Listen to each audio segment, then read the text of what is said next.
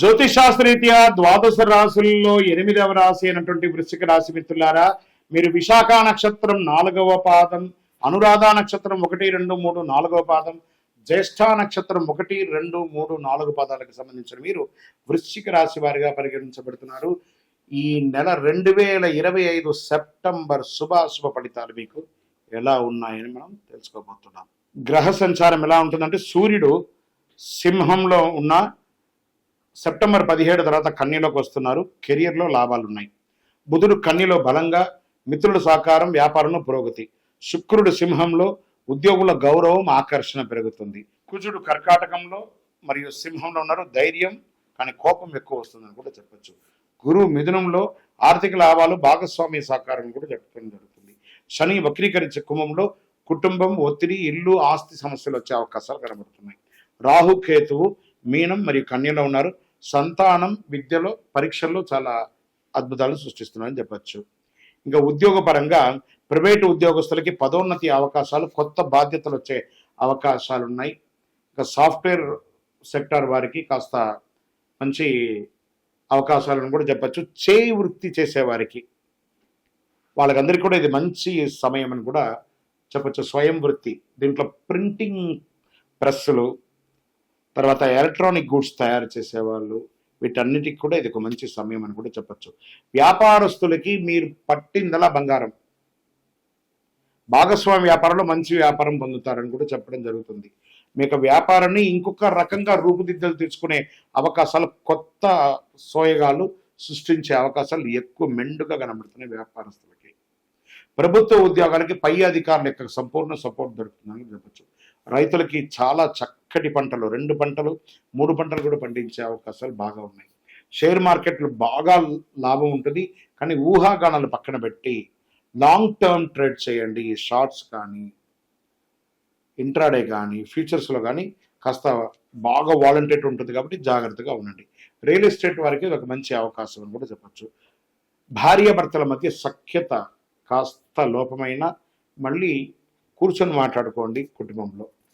సంతాన విద్యలో పురోగతి ఉంటుందని కూడా చెప్పచ్చు. అన్నదమ్ముల మధ్య, అక్కచెల్లెల మధ్య ఆస్తి వివాదాలు ఏమైనా ఉంటే కూడా అవి కూడా కొలికి వస్తాయి. ఇంట్లో శుభ కార్యక్రమాలు జరిగే అవకాశాలు ఎక్కువ కనబడుతున్నాయి. స్త్రీలకు సమాజంలో గౌరవం పెరుగుతుంది. విద్యార్థులకి సైన్స్, లా, రీసెర్చ్ రంగం వారికి ఇది ఒక మంచి సమయం అని కూడా చెప్పవచ్చు. విదేశీయ విద్యార్హత కోసం పొందేవాళ్ళు, ప్రయత్నం చేసే వాళ్ళకి ఇది ఒక మంచి సమయం చెప్పచ్చు. పోటీ పరీక్షల్లో చక్కగా ఉంటుంది, కానీ కాస్త ఎక్కువ శ్రమ పడాల్సిన అవసరం ఉంటుంది. కళాకారులకి ఇది ఒక మంచి సమయం అని కూడా చెప్పచ్చు. మీడియా, సినిమా రంగం వారికి, లేదా ఈ ఎలక్ట్రానిక్ ప్రింటింగ్ మీడియా వారికి ఇది చాలా అద్భుతమైనటువంటి సమయం కూడా చెప్పచ్చు. క్రీడాకారులకు మంచి అవకాశాలు రాబోతున్నాయి. వాహనం నడిపేటప్పుడు జాగ్రత్త, ఫోన్లు పెట్టుకొని నడవడం లేదా ఇలాంటివి చిన్న చిన్న యాక్సిడెంట్స్ అయ్యే అవకాశాలు ఉన్నాయి. జాగ్రత్త పడండి. బాగా స్ట్రెస్గా ఉండడము, నిద్ర లేకుండా ఉండడము, ఎప్పుడు ఫోన్ ఎలక్ట్రానిక్ని చేతిలోనే పెట్టుకోవడం, దీనివల్ల రేడియేషన్స్ ఎక్కువై ఇబ్బందులు కలిగే అవకాశాలు బాగా ఉన్నాయి. చర్మ సమస్యలు ఎక్కువ వచ్చే అవకాశాలు ఉన్నాయి. గుండెపోటుకి సంబంధించిన అవకాశాలు ఉన్నాయి. కాబట్టి ఆరోగ్యం పట్ల జాగ్రత్త, తగిన వ్యాయామం చేయండి, మంచి ఆరోగ్యపరమైనటువంటి ఆహారాలు స్వీకరించుకోండి. ఇంకా కోర్టు వ్యవహారాలు మీకు ఆలస్యమైన అనుకూలం కలుగుతుంది అని కూడా చెప్పచ్చు. భూమి కొనుగోలులో ఏదైనా లిటికేషన్స్ ఏమైనా ఉన్నా కూడా సవరించుకుంటారు. ప్రభుత్వం నుంచి మీరు పర్మిషన్, ఇల్లు కట్టుకోవడానికి పర్మిషన్స్ కానీ ఇంకోటి కానీ పెట్టుంటే అవి కూడా బ్యాంక్ లోన్ కోసం అప్లై చేస్తున్నా, చిట్ ఫండ్స్ పొందాలనుకుంటే ఇది కొంచెం సమయం అని కూడా చెప్పచ్చు.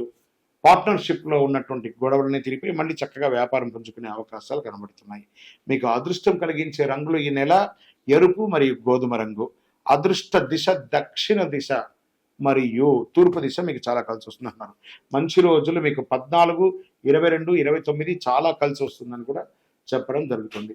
చంద్రాష్టమం 26, 27 చాలా జాగ్రత్తగా ఉండాల్సినటువంటి ఈ 2 రోజులు. వాహనం నడిపేటప్పుడు, సంతకం పెట్టేటప్పుడు, ఇతరులతో మాట్లాడేటప్పుడు చాలా జాగ్రత్తగా ఉండాలని కూడా చెప్పబడుతుంది. మంగళవారంలో హనుమాన్ చాలీసా పారాయణం చేయండి. సుబ్రహ్మణ్య స్వామి వారికి చక్కగా పాలాభిషేకం చేయండి.